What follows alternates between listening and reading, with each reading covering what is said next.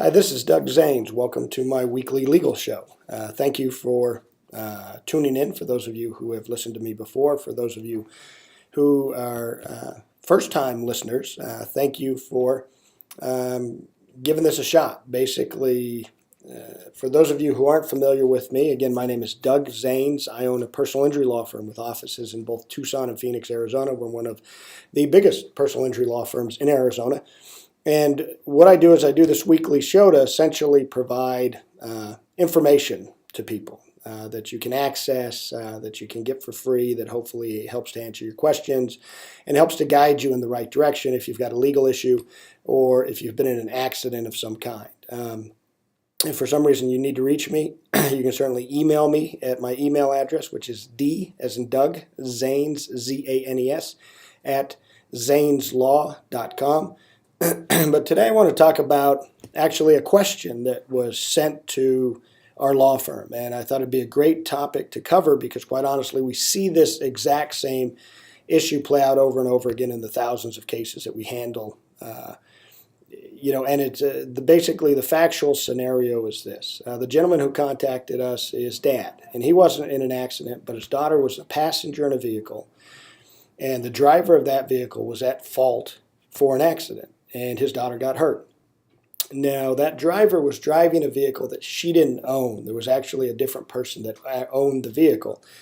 And the insurance policy on that vehicle was a minimum policy, a minimum limit insurance policy. So in Arizona, that's $15,000 is the max the insurance company will pay to an individual who's hurt in an accident, and the maximum they'll pay to period in the accident, no matter how many people are hurt, is $30,000. So it's what's known as a 1530 policy. Now, the insurance policy limits for auto insurance varies from state to state. Quite honestly, most states actually have higher minimal limits than Arizona does. Arizona has about the lowest in the country, from what I understand.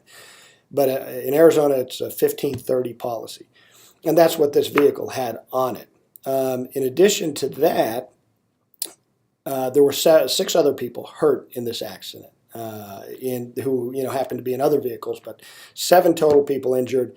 One of those was this gentleman's daughter. So you had 7 people injured total, and a maximum of $30,000 in insurance coverage available to compensate them. Now, this gentleman's daughter had just initially right out of the box about $55,000 in total medical bills between being life flighted from the accident scene in a helicopter to the hospital to be seen in the emergency room. And then I think she had, if I remember the facts right, about a $49,000 emergency room or hospital bill. Now those bills were covered by her health insurance, which is good that she had health insurance, but her health insurance policy was a Medicaid policy. One of Dad's concerns is, in addition to all these medical bills that far exceed the amount of insurance that's available, is the fact that Medicaid gets to be reimbursed if his daughter collects in the accident. She's got to pay them back for the bills that they paid because Medicaid is a government-funded program. And so he's confused. He's got a lot of questions. There's not nearly enough money to fairly compensate his daughter. She's been hurt. She's not, I don't believe, nearly done with her medical care. You have lots of other people who are hurt.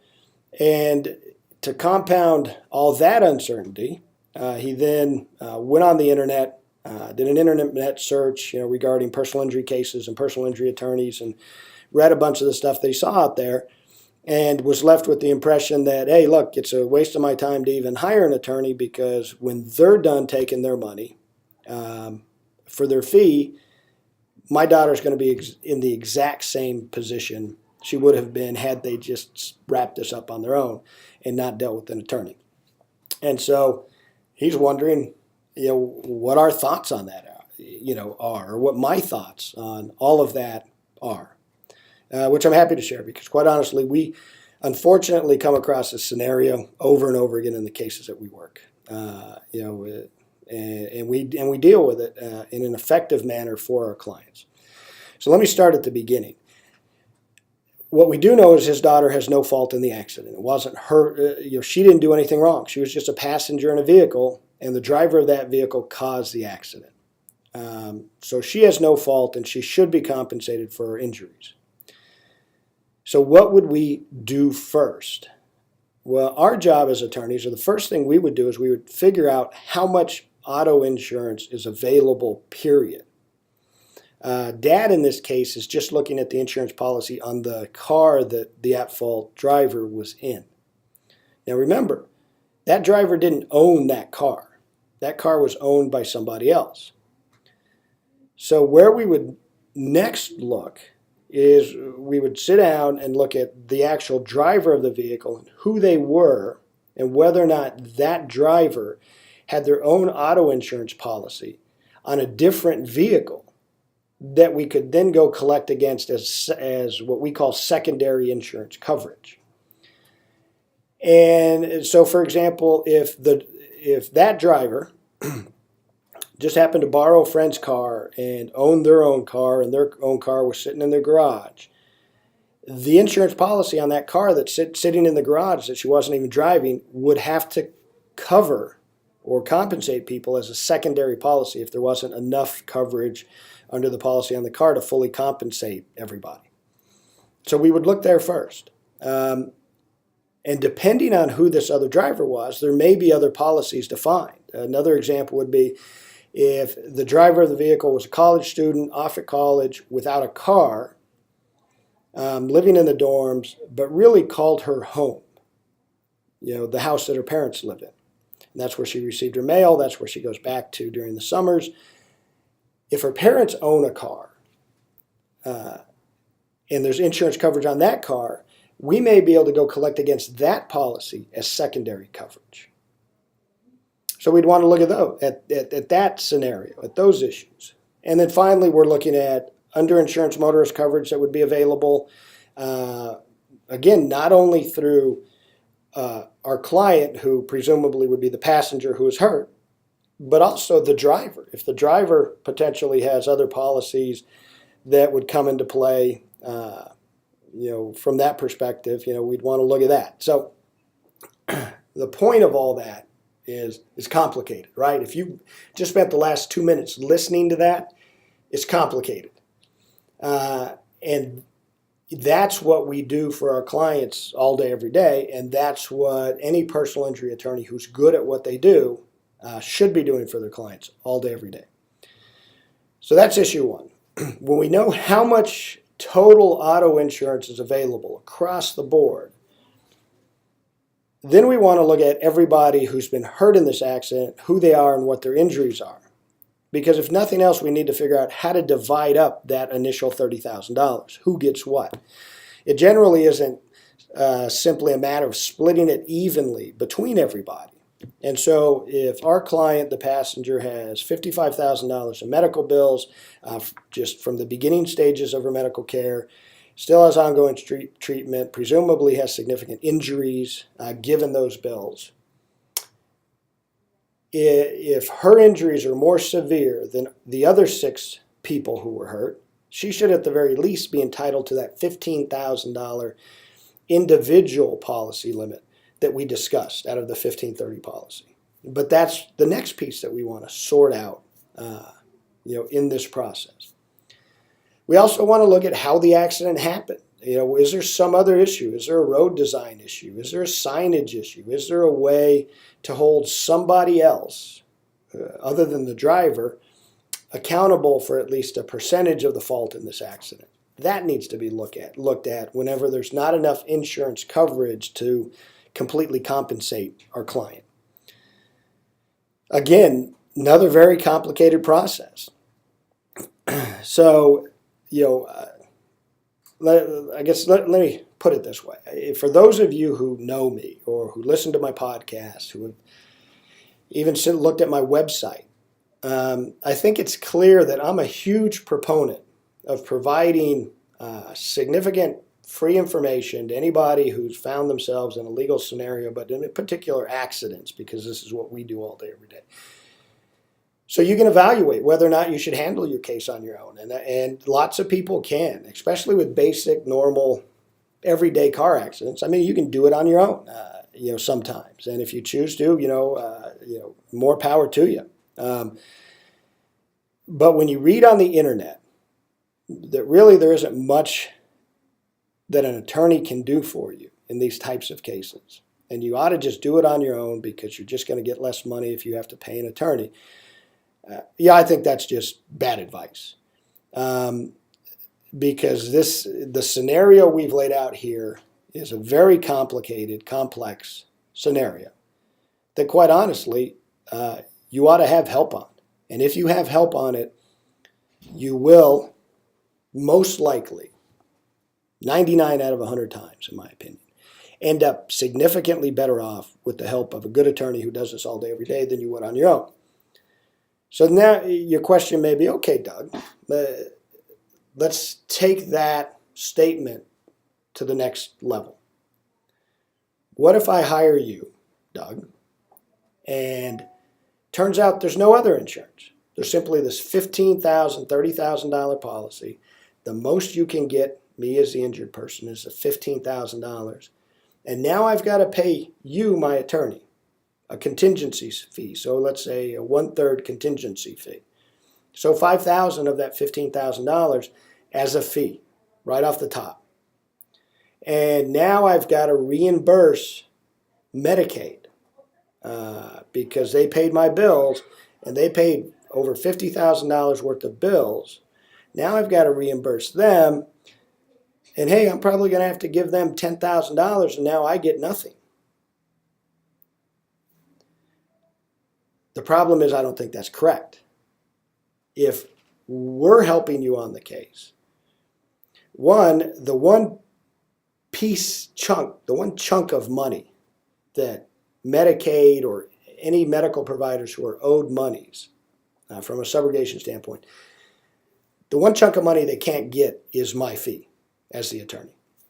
Now, if you don't have an attorney, the whole $15,000 conceivably is in play for them to take as their subrogation amount.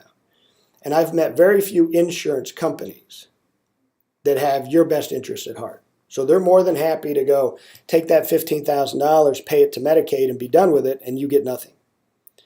So if you have an attorney representing you, even if the $10,000 ends up getting sent off to Medicaid, the one thing they can't take is that $5,000 fee of mine.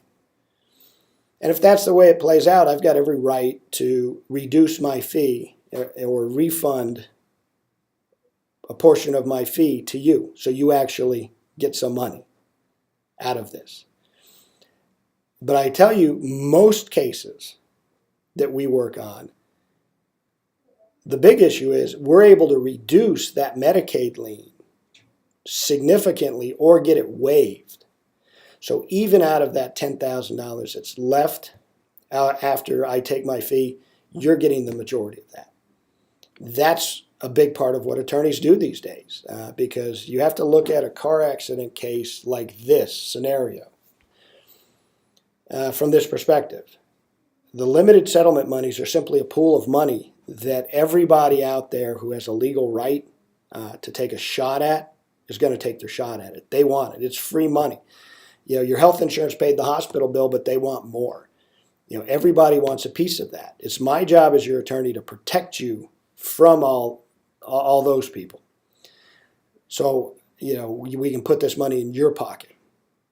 There are cases, quite honestly, where I've waived my fee because my perspective has always been this. You're the one who's been injured. You're the one who's had their life changed by this accident and who deserves to be compensated. I have thousands of clients at any given time. I can waive my fee on one case and move on to the next one. And as far as us from a law firm perspective, we're perfectly fine. So the way we've always viewed it is it's our job to guide our clients, it's our job to care for our clients, and it's our job to protect our clients. And a big part of caring for and protecting our clients is making sure our clients get a fair shake out of all this. And so we make the adjustments to our fee that we need to. And there are cases where we've waived it. There are cases where we've cut our fee in half. There are cases where we we just do what we need to do to make sure that our client gets the best possible outcome. Because whether you're getting 10,000 or 8,000 or 15,000 under the scenario I've laid out, you're still getting the raw end of the deal. And it's our job to take care of you, it's our job to protect you, and it's our job to make sure that you get the best possible resolution. So I get that there's lots of stuff out there on the internet that kind of, I think, puts a bad light on what we do. And I'm certainly not one to say that everybody who's been in an accident needs a personal injury attorney to represent them, because not everybody does. But certainly this scenario I've laid out, you do. You really should. You really will be better off. Because it's complicated. And so, but those are the basics, the basic things to look at. So I read the scenario and the question that was submitted by Dad, and he seems a little exasperated. He seems a little confused. And I can tell you, find yourself a good attorney who helps you navigate all this stuff. Your daughter will get a much better resolution. And you will be able to watch that exasperation and that weight and that confusion disappear immediately. And someone who knows what they're doing will take on the weight of the task and take it off your shoulders. And there's huge value to that. But on top of that, quite honestly, under this scenario, I think this person will get significantly more money from a compensation standpoint than they ever would on their own. And there's probably a good chance that a good attorney will find additional insurance coverage to compensate you, in addition to simply the $15,000, $30,000 policy that's mentioned in the question. Huge value to that. Huge value to the reductions on the on the Medicaid subrogation that the attorney can get you. So keep those things in mind. I hope that information is helpful. I think I've kind of given all the ins and outs to that particular scenario that I'm able to, at least in a podcast. But again, if you have specific questions, feel free to email me at dzanes@zaneslaw.com. Thank you for tuning in, and I look forward to talking to you next week.